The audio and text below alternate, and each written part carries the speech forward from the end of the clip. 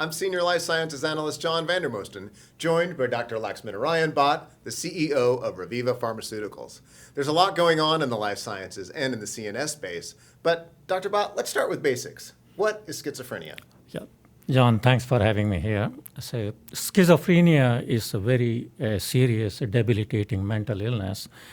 Globally, around 24 million suffer from schizophrenia. US alone, close to 4 million. In Europe, around 7 million. So, global market for schizophrenia is currently approximately around $12 billion. Antipsychotics market close to 40 billion. So despite having a few multiple drugs currently available, the treatment has significant unmet needs, like ability to treat, especially the chronic condition. One thing the schizophrenia differentiates from other symptoms, other diseases. So schizophrenia is not a single disease. Rather, it is a mix of multiple symptoms, and there is a quite heterogeneity in this cluster of symptoms. So if a drug can't address all these major symptoms, such as positive symptom, negative symptom, depression, and cognitive dysfunction, the treatment becomes incomplete. That's what we see with the currently available treatment options that lead to a kind of a treatment discontinuation rate is very high. Anywhere around a 30% to 70% over a long treatment time. And then also on treatment in 1 year, around 25% patients discontinue medication. In over 5 years, up to 90%. When I say over 5 years, schizophrenia is a lifelong treatment in most patients. So with the currently available treatment options, these patients have limited choice to have a lifelong treatment without having much side effects and then beyond treatment.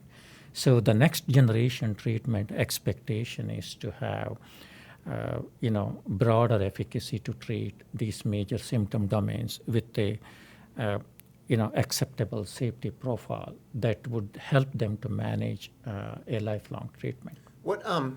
What are some specific examples of the positive and negative symptoms that you mentioned that we might see in a patient that has schizophrenia? Often the positive symptoms are, do you see audio and visual hallucinations? That is a kind of noticeable in these patients.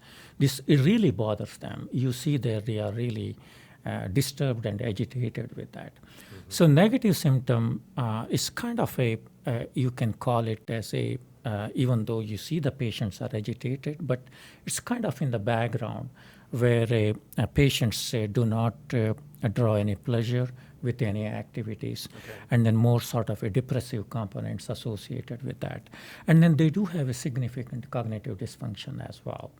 So all these things are chronic conditions associated with that affects their social life. This is one of the major symptoms, what we see with negative symptom associated. Okay. And one other thing I wanted to ask as part of the intro, what's the market size in terms of dollars for schizophrenia and potentially even related disorders? So schizophrenia, it's currently around $10 billion. US alone close to $6.5 billion. Okay. It is expected in the next 2 years to grow around 2 billion more to 12 billion. Mm-hmm. So when you mentioned about schizoaffective disorder type, schizophrenia, a broad spectrum drug in the sense it has a reasonable efficacy for negative symptom or depression, also got approved for other indications such as a major depressive disorder and bipolar. That's the way the drugs are developed from. First got approved for schizophrenia, and then based on the efficacy outcome, later developed for bipolar and major depressive disorders. So when an antipsychotic goes beyond schizophrenia to other indications, generally you call it as antipsychotic market. That means it is beyond schizophrenia. Currently, antipsychotic market is close to 40 billion. Schizophrenia alone, 12 billion. Major depressive disorder around 15 billion. And then bipolar disorder close to $10 billion market. How do you classify brilaroxazine as a drug, compared to what's already approved for schizophrenia? So that's quite challenging. If you look at historical classification, pure dopamine targeted antipsychotic classified as a typical, and then later in late 90s, antipsychotics also developed, also showed serotonergic activity. But serotonergic activity, when you look at the currently available treatment options, they call it as a drugs developed later part of 90s and then till today with the serotonin and dopaminergic activities, they're called atypical antipsychotics. Earlier to that, dopamine selective called typical antipsychotics. But a newer antipsychotic approved recently that is called Cobenfy, that is not dopamine active directly, even though the ultimate goal is to modulate dopamine activity, but not directly modulating dopamine. So, but the ultimate goal in the treatment of schizophrenia is to modulate and then balance dopamine serotonin signaling in the brain. So having said that, the second generation drug or the drugs developed later part of 90s to today with the serotonergic and dopaminergic activities called atypical antipsychotics, but these drugs at therapeutic dose really do not have an appreciable activity for other than 5-HT2A. But one thing is common. One of the key receptors there. Yes, one thing is common. Most these antipsychotics have good activity for 5-HT2A and then dopamine D2. But other receptors, because dopamine, serotonin, there are other subreceptors. They do have a specific domain and then functional activities that relate to some of the symptom domains in schizophrenia. For example, 5-HT2B and then 1A and then 5-HT7, they are related to chronic conditions as negative symptom. They mediate these symptom clusters, negative symptom, depression, and cognitive. They are highly expressed in the neural network. Similarly, with the dopamine D4 is also implicated in this cognitive dysfunction and then negative symptom and depression. So it is important to have activities to beyond dopamine D2 and then beyond 5-HT, serotonin 5-HT2A activity, these dopamine serotonin subreceptors to have effective treatment for schizophrenia. That's what we try to come up with a drug that has a broader activity so that these chronic conditions are addressed. And then we believe that is very well translated based on the data available, very well translated beyond positive symptoms, what most antipsychotics address. And then with our drug, with having potent activity for 5-HT2B, that's one of the receptors expressed in neural network, also implicated as an upstream target for mediating neuroinflammation.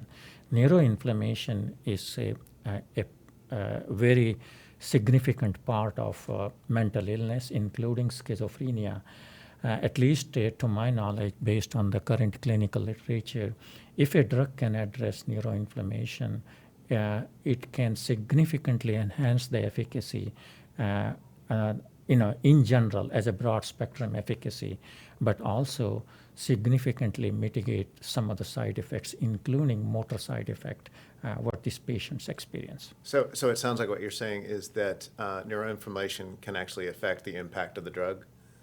Yes. Now, neuroinflammation, there are two parts to that. One is, some researchers believe neuroinflammation can cause schizophrenia, or neuroinflammation can further aggravate schizophrenia. But regardless of the debate whether it causes schizophrenia or it aggravates schizophrenia, but one thing is real. These patients do have significant neuroinflammation. And then longer they suffer, they are likely to have more systemic inflammation that will create some other health problems, them, such as metabolic disorders, autoimmune diseases. So that's the reasons, one of the reasons why these patients, longer they suffer from schizophrenia, they are likely to have multiple health problems. Okay. That further complicates and then creates challenge for treatment of schizophrenia. Yeah. Okay. So, in other words, addressing neuroinflammation certainly has Can solve a significant lot of the benefit. comorbidities, I Benefit, guess. yes, correct. Yeah.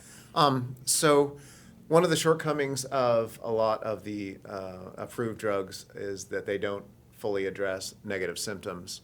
And based on the data that we've seen so far from your phase 2 and phase 3, it appears that brilaroxazine does have an impact on that. Why don't you explain that, how brilaroxazine helps with negative symptoms and the unmet need there as well? Sure. So at the beginning, when we discussed about the mechanism, certainly from first generation drug where pure dopamine selective to second generation drug with the 5-HT2A activity, it certainly benefited patients in addressing to some degree negative symptom and depression. But the amount of the activities for serotonergic activity, it's not sufficient enough to address negative symptom and depression. That's what treatment is incomplete. So why I say incomplete, if you look at, pick any drug currently available, often with the total PANSS score as a primary endpoint, this drug got approved to market. So these are acute patients treated in hospital. And then at that time, positive symptom is the major symptom domain, even though these patients have at varying degrees of negative symptom. But the primary goal is to address positive symptom and then get these patients out of hospital. So that's what most of the drugs, primary endpoints you can assured of. So the challenge comes once they get out of the hospital through acute symptoms. The negative symptoms, if not addressed properly, then treatment becomes incomplete. After a few weeks or months, they end up in again hospital because of the relapse. Right. So that means the serotonergic activities to address negative symptom is suboptimal with these drugs. With our drug, at least when we designed this molecule, we noticed that beyond 5-HT2A at a therapeutic dose, if we are able to improve the D4 activity, 5-HT2B activity, and then 7, this can immensely benefit these patients to address depression component that is very closely associated with negative symptom, and then vice versa. So we have potent activity for 5-HT2B that's almost 3 times more potent than dopamine activity. So that 5-HT2B further benefits these patients considered as a upstream target for addressing neuroinflammation. So the combination of addressing directly the negative symptom through serotonergic activity, addressing neuroinflammation. So our drug benefited these patients in providing a broad spectrum efficacy, going beyond positive symptom to negative symptom, depression, and cognitive function. So when I say this beyond positive symptom, what evidence we have? So we have completed multiple trials in 2 randomized trials in acute schizophrenia patients in 4 weeks, kind of identical protocol. And then long-term treatment in stable schizophrenia. Stable schizophrenia patients are reflective of you treat patients, they get out of the hospital, and then they need medication for a long time. They take medication at home. So in the real world experience. So we have seen a sustained efficacy in these patients treating over 1 year. When I say sustained efficacy, if you look at the clinical literature, pick any approved drug currently in the market, on treatment, in 1 year, it is reported around 25% patients discontinue, and then discontinue with the relapse, they end up in hospital. So we hardly seen any patients got relapse over 1 year treatment. That means the efficacy with our drug is sustained and durable. that is the biggest benefit to these patients. So that means even though these patients require medication for a longer time, but avoiding relapse is a significant benefit. And then that translated in good compliance as well.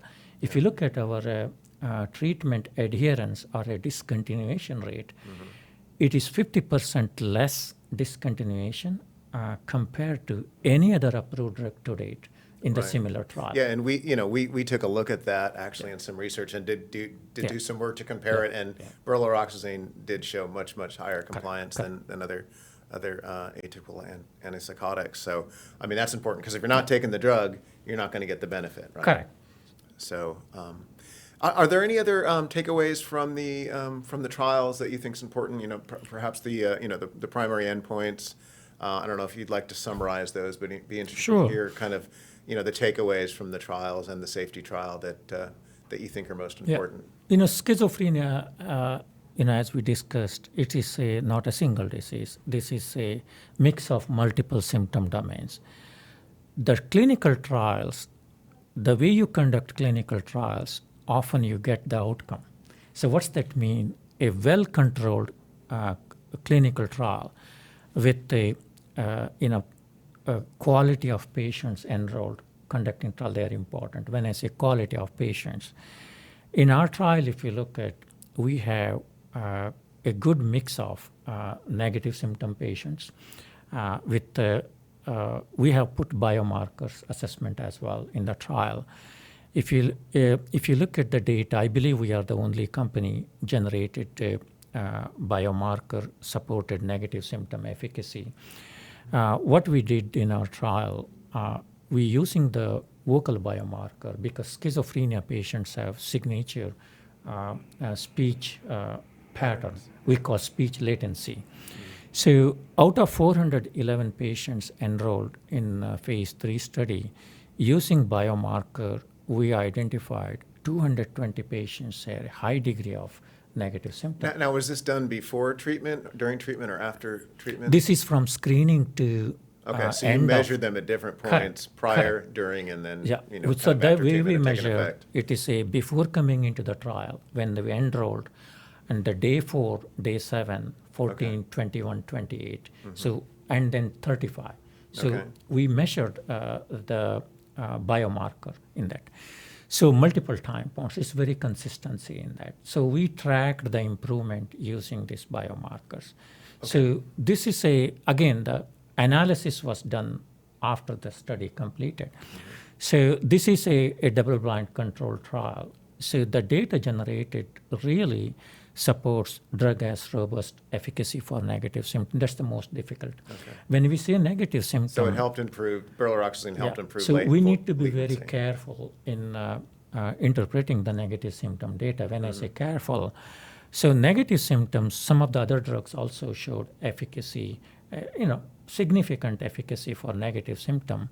But the thing is, there are, if the negative symptom efficacy is not sustainable, possibly the initial efficacy, what we have seen with other drug, that may be related to secondary negative symptom. Secondary negative symptoms are not the core negative symptom. Core negative symptoms are difficult to treat. This biomarker, what we put, they are identifying core negative symptom, not the secondary negative symptom. So with this biomarker, we identified the core negative symptom, and then we saw the treatment effect with our drug really robust. I believe that that benefited these patients to be on drug over 1 year, and then sustain durable efficacy we have seen because of that. Good efficacy for negative symptom. And I think there are a few other biomarkers that you're looking at, and biomarkers are extremely important because it can help, first of all, identify patients, and I know you're probably not using it for that, but it can also help identify if the drug is working or not. What are some of the other biomarkers that you're using? And I think you mentioned neuroinflammation and just inflammation in general, and I think there may be cytokines or interleukins or CRP that come into play too, that can show the efficacy, and sometimes patients have higher levels of these, and you can help identify patients. Maybe you can help us understand how brilaroxazine addresses those and how you can take those biomarkers and modify treatment to get the best out of it. Yeah, you brought up a very interesting point, whether we can use this biomarker to enroll patients. That is a very good approach. Possibly, the technology is not matured enough to deploy in that way, but still, we can use the current technology, that biomarker-based speech latency technology, to enrich patients in schizophrenia. What's that mean? By using this technology, we can have whether the patients have significant negative symptoms in a total patient population, and then analyze those patients to get a further greater degree of confidence on the quality of the enrolled patients and then treatment effect. So now coming to, this is an independent of clinician assess. That's the further complementing or reassuring or confirming the clinician assessed data. That is a really good thing to have. Now, we would deploy this one. We intend to do a separate study for negative symptom. We would use the speech latency biomarker for enriching patients. And then blood-based biomarkers, they are very important, but they are not selective to negative symptom. But patients who are longer, they suffer from schizophrenia or maybe high degree of negative symptom, they're an indication that patients have a long history of schizophrenia. They are likely to have more systemic neuroinflammation. And then also, there are other hormonal imbalance you can to a great extent relate to that. One is prolactin, other one is thyroid. Thyroid may be the most relatable chronic dysfunction we have in this patient population. So in our study, we have evaluated both in the phase 2, phase 3, and then in the long-term study, prolactin and thyroid hormone. We have seen the consistent data decrease in prolactin, and then maintain the level, healthy patients level over 1 year. That's very important. Okay. Some of the drugs address decrease prolactin in the trial, double blind, but after a few weeks, prolactin level we have seen going up. In our case, that we have seen decrease in prolactin in the acute patients in 4 to 6 weeks, and then it maintained the normal level over 1 year. That means that it is very well translated. When you maintain the prolactin level, you expect to have, to a great extent, thyroid hormone level as well to improve. Most schizophrenia patients suffer from hypothyroidism. As long as patients suffer from hypothyroidism, these patients will struggle to recover from negative symptom, struggle to recover from depression, and then it's also I think they gain weight too. Yes, correct. This is a binge eating, depression, and then it connects to cardiac side effects as well. So in general, if you can improve the thyroid hormone level, if you can improve the prolactin or decrease the prolactin level, it benefits patients. That's what it's a whole host of other things that it's having a positive impact on. And then most importantly, the prolactin level also interconnected to neuroinflammation and thyroid. So we have it's a feedback loop. Yes, too. Correct, exactly. There is an interplay between the prolactin, thyroid, and the neuroinflammation or cytokines. We have seen all these three in the right direction improve. Yeah. So that we believe it is a mechanism based, not just accidental or just isolated. So that is with the 2 large studies with the 400 plus patients, so the data what we generated, that is really a convincing evidence to our knowledge, the robust efficacy, broad spectrum efficacy to treat major symptom domains in schizophrenia. And then that certainly helped in mitigating motor side effect. It's often we call dopamine targeted drugs are known to cause motor side effect at varying degrees. We haven't seen hardly any motor side effect in the phase 3 study, less than 1% by treating over 1 year. So again, good endocrine side effect profile, that means related to hormonal balance, and then a good metabolic profile, except a benign weight gain of around a 1 to 1.5 kilo over 1 year. We haven't seen other metabolic side effects such as increasing lipid. What we see with other antipsychotics, we have decrease in lipid profile, cholesterol and LDL. That's the good profile you expect to have. While most other antipsychotics are known to cause elevated blood sugar, we don't see those things with our drug over treating 1 year. It is comparable to baseline or a placebo.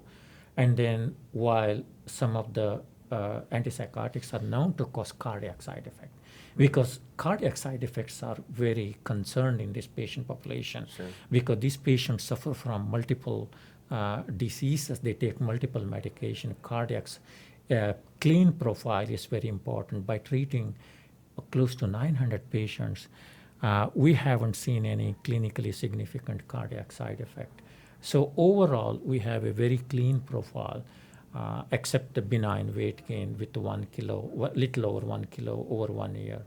We believe that is related to diet, not related to the mechanism. Yeah, I think you had said that these individuals who are on the trial actually have 3 square meals a day, and they may not have had access to that when they weren't in the trial. So this clean profile and then the efficacy, safety, compliance, we believe this is a broader activity profile. So drug is ideal to develop separately for negative symptom. Currently, there is no approved drug for negative symptom. So, and then we believe based on the strong data generated to date with a single trial, we hope to get approval for negative symptom. And then we are very optimistic that very promising data. This can be readily developed for bipolar and major depressive disorder as well.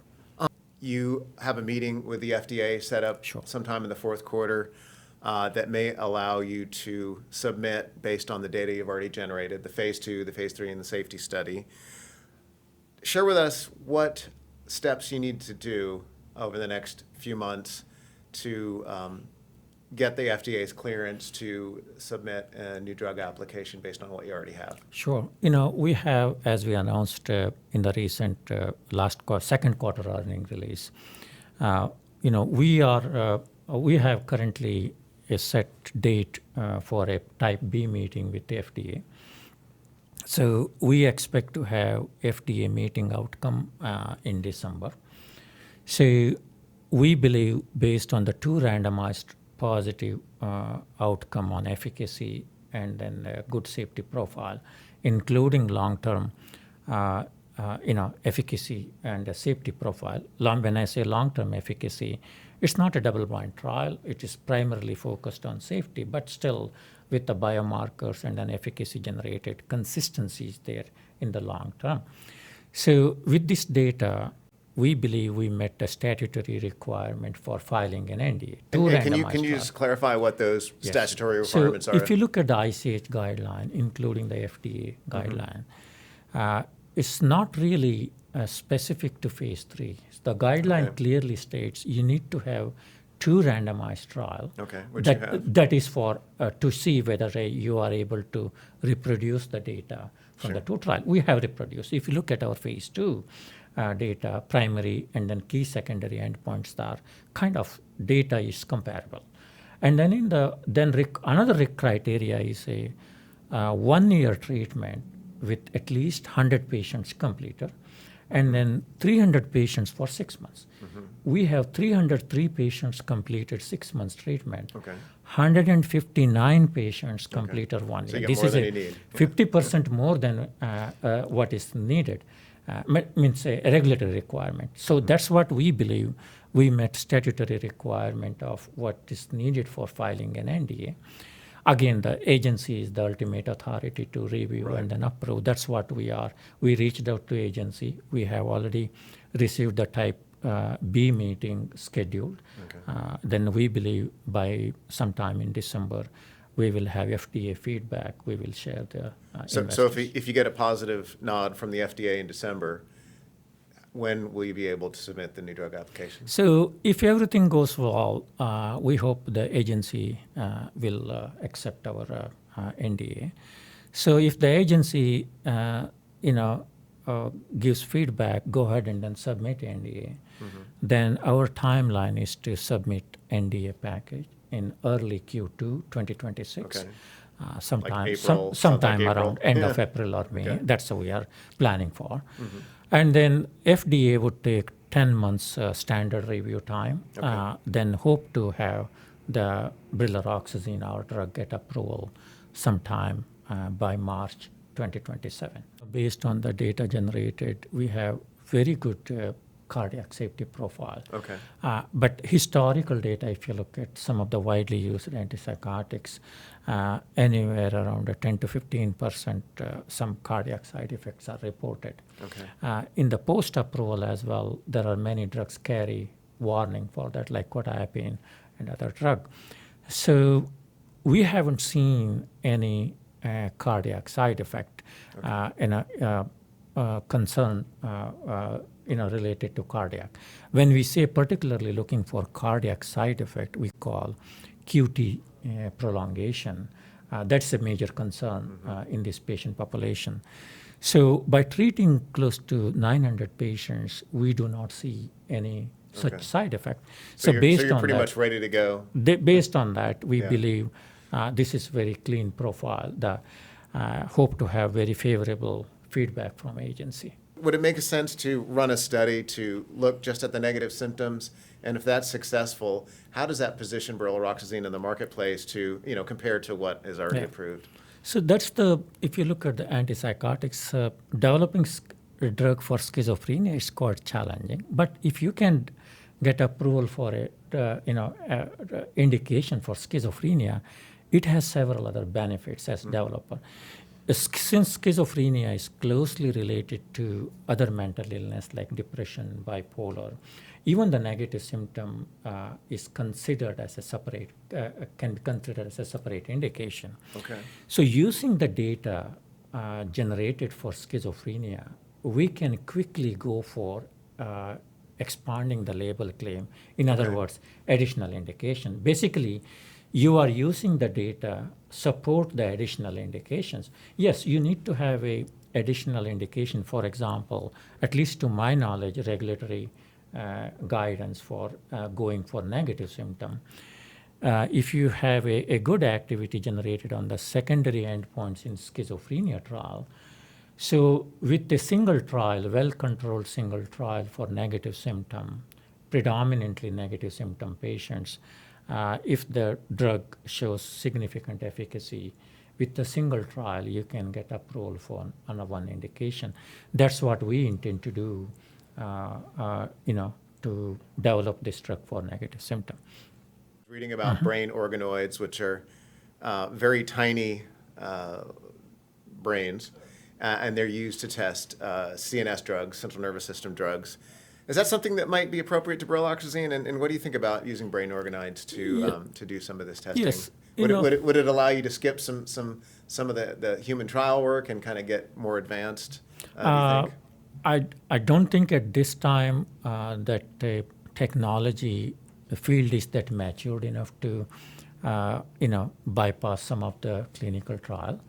But at this time, it is very early stage, that technology. This is, you can consider as an ex vivo study, kind of an extension of in vitro studies.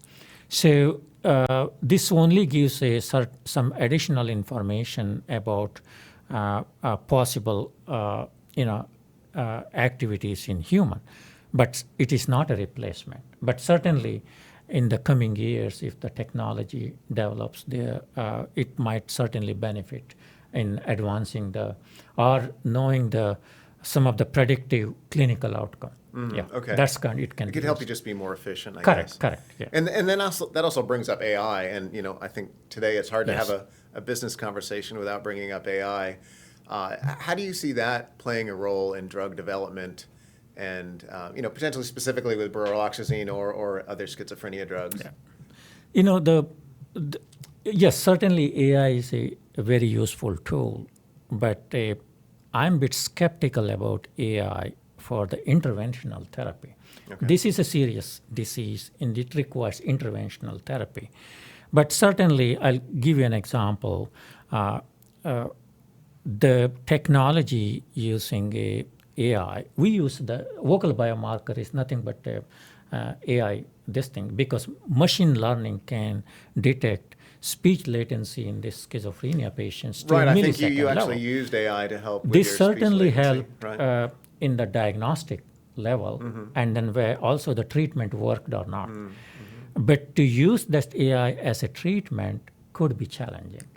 But certainly AI has a place in the pharmaceutical field, and then it can certainly assist the drug discovery and development, but still. And the evaluation of biomarkers too, it sounds like. Exactly. Yeah. Certainly, this is a tool to watch for further benefiting the whether it is a diagnostic area, but certainly it can help to speed up. But it can't be used, to my knowledge, as an interventional or a substitute for pharmacotherapy. Yeah.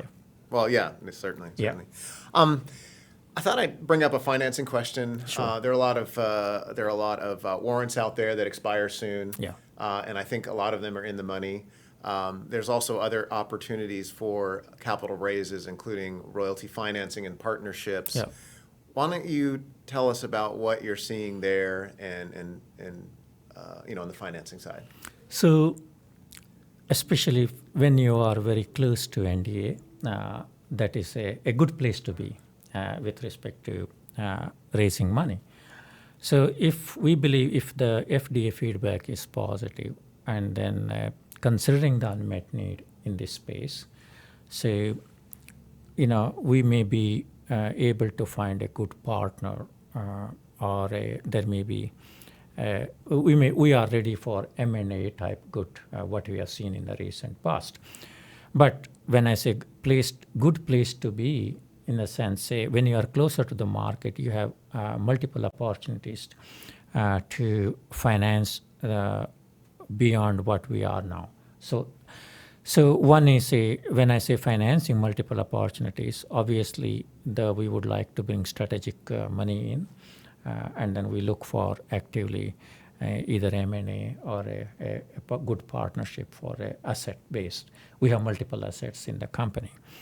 And then other thing is, if you look at some of the companies in the last few years at a similar stage, opted for non-equity financing, either debt financing or royalty financing. That is very attractive capital at this stage to bring it to commercialize the product. We are at that stage. We would like to explore.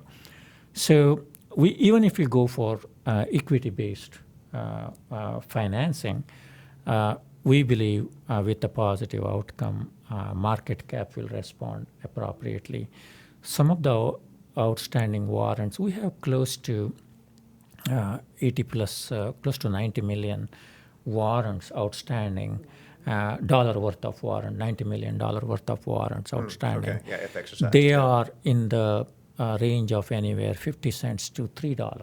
Okay. With the positive outcome, with market cap going up, we believe some of the warrants will exercise, especially close to 40 million worth of warrants. They expire in early June 2026. If they don't expire, they will expire. At least we believe around 40 million worth of warrants will exercise by May, June.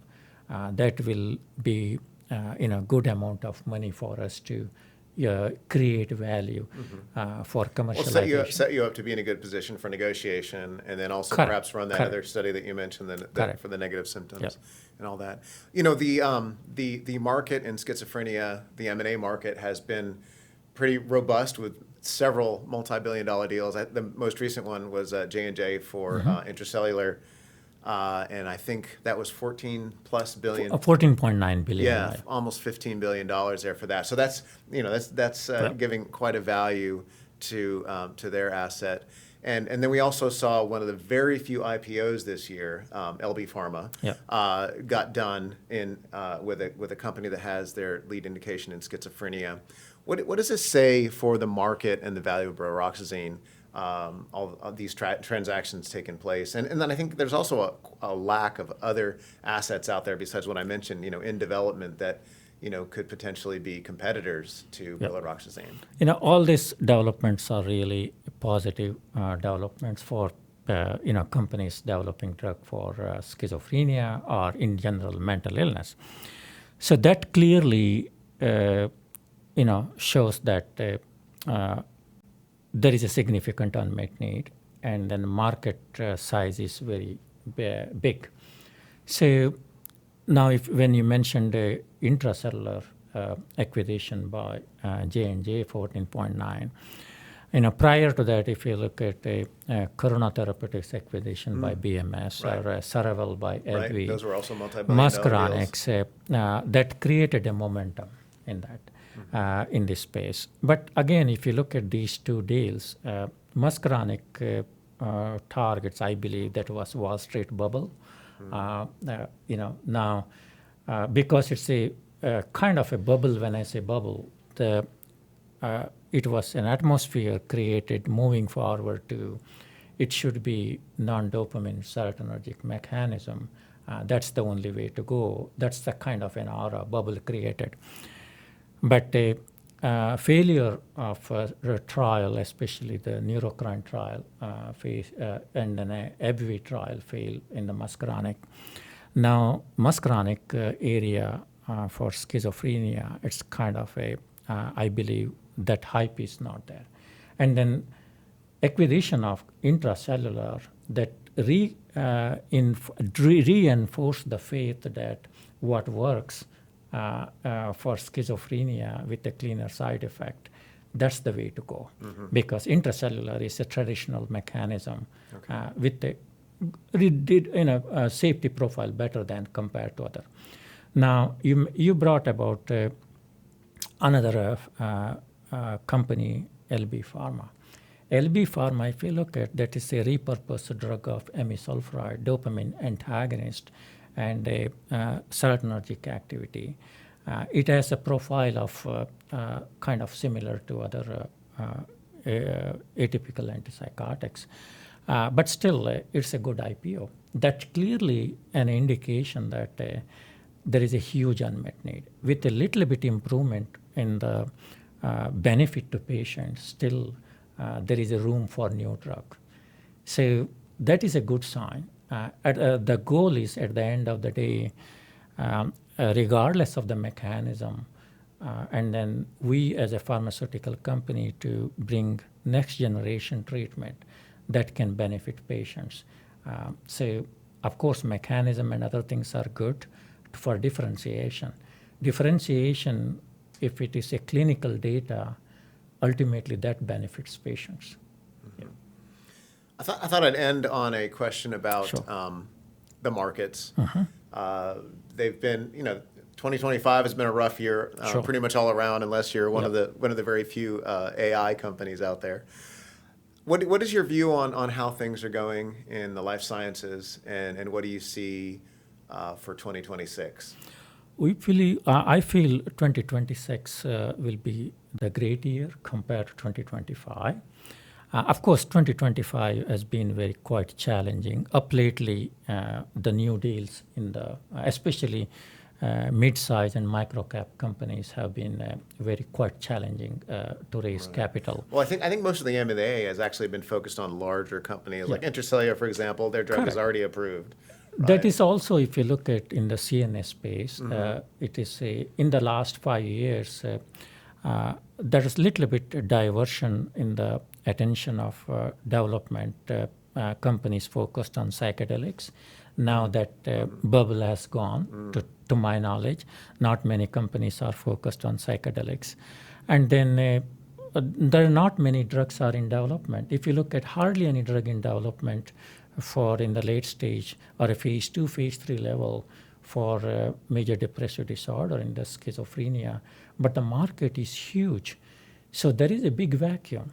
So any drug which has a incremental little bit improvement over currently available treatment, in my opinion, expect to do fairly well, even in the development stage companies will provide a good hope for future next generation drug.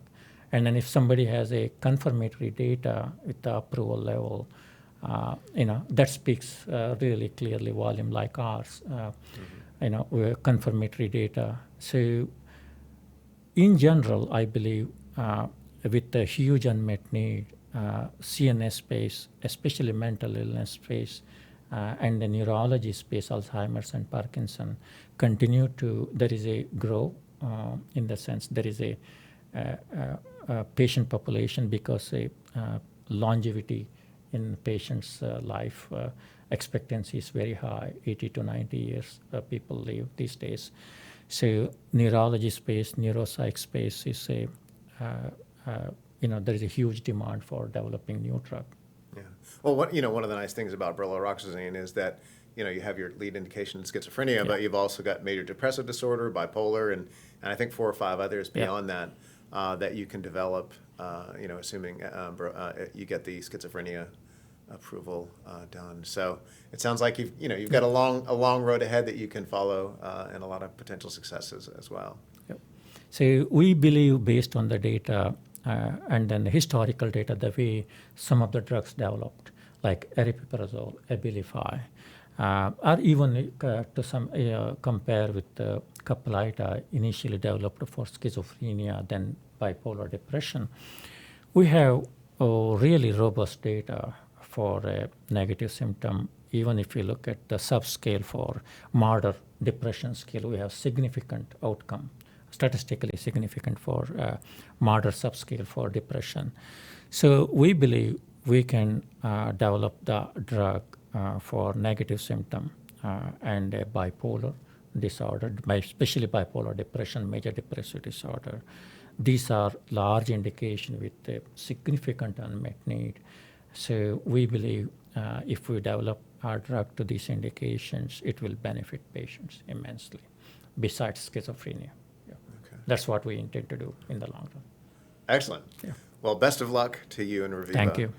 Dr. Bott, thank you so much Thank you, for John. joining us and sharing us the story about brilaroxazine and where you're headed next. Okay. To remind everybody, we had Dr. Laxminarayan Bott, the CEO of Reviva Pharmaceuticals, ticker symbol RVPH.